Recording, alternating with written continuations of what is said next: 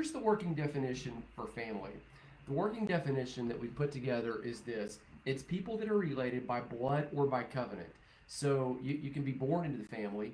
You can also be pulled into the family by covenant. Now, that would be an example, would be like marriage would be an example. And I see Ann dropping in here. Where are you dropping in from, Ann? So, marriage would be an example of family. Also, an example of family would be adoption. And even though that would tend to be a legal type of decree that happens in a court, still, certainly, like we're bringing people in to covenant right there. So, trying to make these concise. People related by blood or covenant. Ideally, so perfect world. Ideally, these are our closest human relationships. Now, in a moment, I'm going to talk about what do you do if it's not ideal, because the reality is, in most of these other areas that we talk about, fitness, we don't always live up to the ideal. Finance, certainly. I've got foreclosures and bankruptcy and all kinds of stuff in my past. That's not the ideal. In other areas, field, which is our career or what we do full time during the day, whether that's stay at home or whatever it is, or homemaker, whatever it is that you're doing, or you're a retiree and you're doing something else, whatever it is, we realize that, like in those areas, we're not always living up to the ideal, but there seems to be this stigma when we don't live up to the ideal, or when even we fail in the area of family. So, family, it's people that are related by blood or covenant. Ideally, these are our closest human relationships. This is the place, and this is key. This is the place where you should have the most grace and the most empowerment, and I would even add the most freedom all displayed right there. Family. Now, here's what's interesting about it. Family is actually the first. It's kind of the first institution. So I'm about to say the first thing that's created, but it's not the first thing. It is the first kind of entity that it's not a person, a animal, a thing. It's a kind of the first human institution that's created. We see it way back in the Garden of Eden. We see it in Genesis chapter 1, Genesis chapter 2, Genesis chapter 3. The fall kind of brings kind of the dissolution and the mistrust that we see happening in the family. But this is one of the first things that's actually in the created order. And because of that, like I'd say right there, just kind of my cheat sheet, hopefully you can see that. It is the place where we really find the most important human relationships, because this was created first. Now, if you're kind of taking notes, you can grab that right there from Genesis 1, 2, and 3. We see the family. And then here in 1 Timothy 5, we actually see the family. Now, there's an interesting thing that I want to kind of bring up right there. Paul says this in Thessalonians. I think it's in 2 Thessalonians 3:10. He says this phrase: if a man won't work, that man should not eat. If you won't work, you don't get to eat. Now, Bible's not arguing for capitalism right there necessarily. That would be something that we import onto it. But it is kind of bringing up this principle that there is kind of this exchange that happens. You put in effort, you get things out. Now, in ancient Israel, they even had this tendency right there, or this, it wouldn't be a tendency, it would be kind of the way they culturally did things, where even people that owned land, they would not reap the entire land.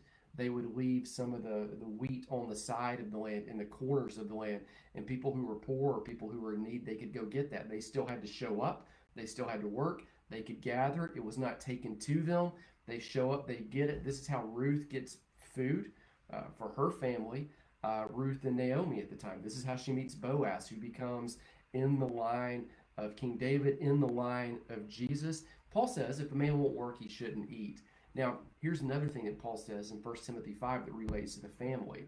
If a man does not provide for his own household, he's worse than an unbeliever. He's worse than, I think the word they use right there is infidel. So there's this idea that people should provide for those close human relationships first. Paul even says this in that same passage in 1 Timothy 5. This is about 1 Timothy 5 verse 4, 1 Timothy 5:18. You can look that up right there, just kind of the replay with the screen, with the notes.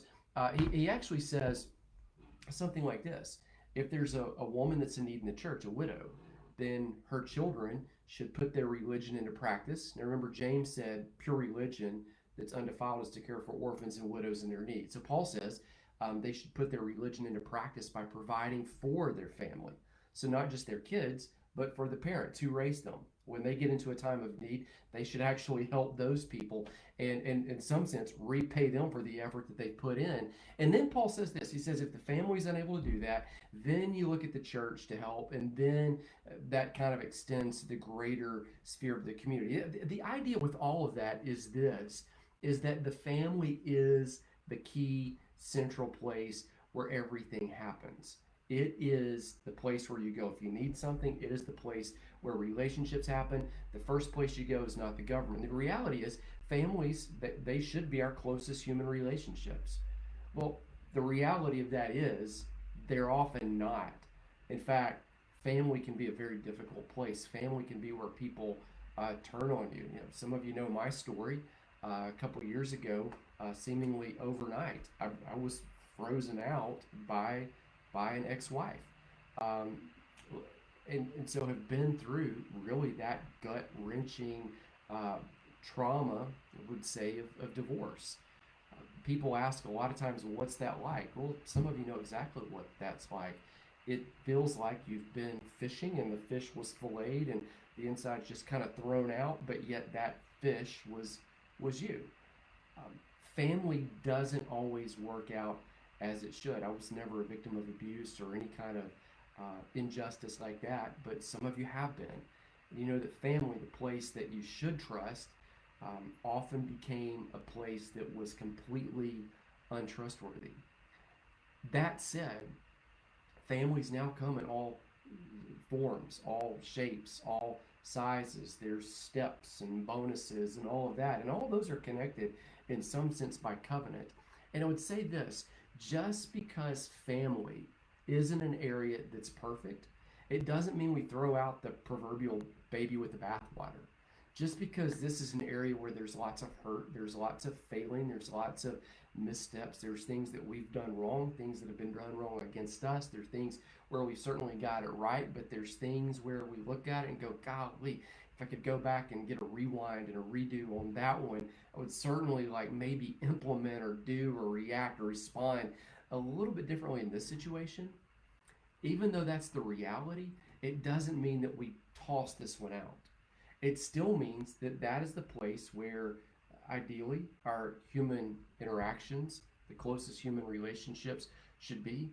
It does mean that that's the place where ideally all our provision and protection and guidance and nurturing, like where all of those things should begin. And again, just maybe a rewind here, families today, they come in all shapes, sizes. I put steps in there because some of you are step parents, have bonus kids, and in imperfect situations, okay? In imperfect situations, we don't cast off the concept of family. We just do the best that we can. And here's an image that I began the whole thing with. No area is perfect. No fitness is perfect. No field is perfect. That's your career, what you do full time. So it seems odd that we would put so much stigma on this one with family. All right. All that said, what we want to do is we want to reorder it. We want to get it right back to where that's kind of the priority, like we see in the Garden of Eden, where that's the closest human relationship. We want to get it like back to where Paul says, where hey, put your religion, put your faith into practice, whatever that faith is, by providing for the people that are closest to you, the people that are connected to you by blood, by covenant, that is by blood or by intentional lifelong choice to walk out through thick and thin, sickness and prosperity, health, ill, whatever the gamut of all of the situations. And here's why it's so hard today. It's difficult because of some of the cultural tendencies that we see, and it's difficult also because of some of the personal tendencies that we have. So let me talk about both of those. One, let me talk about culture, and then two, let me talk about just personal. Culturally, here's what I see.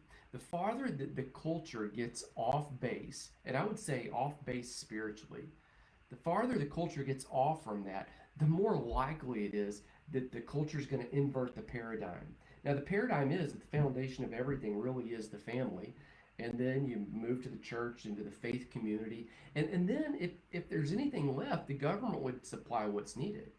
But really, you see in the instance of Paul in 1 Timothy 5, there is no mention of the government because ideally, if every man is, if you don't work, you don't eat, And then when you do work, you provide for yourself, but also for those of your household. And then if you can't provide for your household, or if it just can't happen, then the faith community and people who have chosen to walk out this journey of life with you, that are close to you on that faith trek, like those people kick in and those people help walk this out with you. Well, there would be no need for government assistance. But what we see is the farther the culture moves away from that paradigm of where the family is core. And right now, not trying to be political, but there are movements out there that even say, like one well known movement, BLM, says, we reject the nuclear family. And they say it in a little bit more verbose of language of that, but the idea is they say we don't need that. The farther that you get away from that, the more that that paradigm goes upside down to where now everything is foundational on government. And then some things are foundational maybe on the church, and then the family becomes just this little speck of priority in the culture. And so I remember working at a church downtown years ago. We'd get phone calls in our office. There were some housing communities up the street. People would call and they'd say, "Hey, do you guys help people with their light bill?" And they'd be that crass about it, like just direct, like not even, "Hey, how's it going? Do you help people with your light bill?" And if we said no, they would like, "Well, do you not love Jesus?" What? And what had happened is they had government assistance. The next place they went was to a church. When we didn't kick in, they weren't going to go to their family. Whereas Paul flips that around. And so what we've done today is we've created a culture of people where you can have kids. They don't have to be connected to a family. The government will give you a check. You might go to a faith community. See, you can kind of draw out and extrapolate that as much as you want to. That is the cultural tendency in the world in which we live, is to minimize the scope of the family and maximize the scope of the government. Well, there's a better way. Here's a tendency that you and I have, though. Culturally, we can't look at the culture and necessarily change that apart from changing us and changing ourselves and changing our own household. We can do it differently, and if enough of us do it differently, then the wake of culture actually changes, because the culture is just groups of individuals like you and me doing the best that we can. The tendency that you and I have, and this is where this one becomes so important. When you see the challenge of the week tomorrow related to family, it's going to have everything to do with this. Is you and I tend to do this. We tend to get it backwards, just like culture does. And whereas cultures maybe get it backwards like this, like relying on the government and then maybe the church, and then like family's just this little speck where like people even do family last. Here's what you and I tend to do. We tend to get it backwards in the sense of patience, affirmation, and empowerment. Now you think about that right there: patience, affirmation, and empowerment. Think about the people that you're the most patient with. Think about the people that they can mess up and do you in over and over and over, time and time again. And my guess is that's probably not people that you're related to by blood or by covenant, which is our definition of family. You think about the people that you affirm the most. "Hey, thank you for doing that. Oh, wow, you did an amazing job on this thing." Or "Hey, when I see you, like you have this gift, you have this ability, and when you do this, this really shines. This is where you soar." And my guess is the people that you and I tend to, and I'm like speaking to myself because I can see myself like through the screen right there, like bouncing back. The people that we tend to be the most affirming of, and the people that we tend to praise the most and say thank you to the most, it's probably not the people that are in our family. It's probably not the people that we're connected to by blood or by covenant. Even the people that we tend to empower the most. "Oh, yeah, sure. Like, I believe in you. I'll help you start that business." "Oh, hey, you want to explore this new hobby? You should do that. I'm going to encourage you to do that." "Oh, hey, I've got these supplies. I've got these resources. I've got these things that I'm not even using. I'll be glad to gift these to you or lend these to you." You think about the people that we actually practice the most patience with, the most praise with, and the most empowerment. It might not be the people that we're related to by blood or by covenant. And it's because at the end of it all, you and I tend to take the people that are closestly connected to us by that blood and by that covenant for granted. And so one of the things that we're going to emphasize this week, and I don't have all the answers. I know that this is an area where there is so much, just as every area is, like there is so much that we can learn and go on and dive deep on. But the goal this week is really, as we talk about family, is to prioritize your family. Is to prioritize those people with your words of affirmation, with your words of praise. Is to prioritize those people with time. You think about what we've gained in COVID. A lot of us have talked about during the pandemic or plandemic or scandemic or greatest example of love, whatever, wherever you are on that extreme. You think about what we've seen happen during that time. I remember going to the park back in March. It was spring break for my kids. It wasn't spring break for every group of people in our city. But I remember going out there and looking around, and all of a sudden, even though there were people who would have normally been at work, they're all at the park. They're all riding bikes. They're hiking. In fact, I've got a friend that runs a bike shop. They were sold out of bikes completely, as in couldn't get any more bikes for months because people were all of a sudden exploring and doing things with their family that they hadn't done. The movies were shut down. All of the sports and everything that we would normally go to closed. All of the social things that we might go to, like the malls for a while, were closed. And so what did we do? We had to prioritize the people that were closest to us. And as a result, during that time, a lot of us watched, if you can remember back in this day, a lot of us watched a lot of Tiger King and other shows, and a lot of us spent a lot of time with our family. A lot of us actually did both. The goal is not just to do that when there's a pandemic. The goal is not just to do that when we have to, but to realize every single day, good or bad, thick or thin, things going great, things going not so good, things going where you're super happy with everybody, things going when you're so frustrated. You and I get to have these other humans that are by the sovereign design of God in our life, right there, up close and personal. And you and I have been gifted the opportunity to be stretched in some ways by these people for sure, but also to breathe life into them. And we get to do that with our patience, with our affirmation, with empowering them, with believing in them, with the exemplifying grace when there honestly doesn't need to be any, which is the definition of grace. And by giving them not what's left over after everybody else has gotten theirs, but by giving them our absolute best.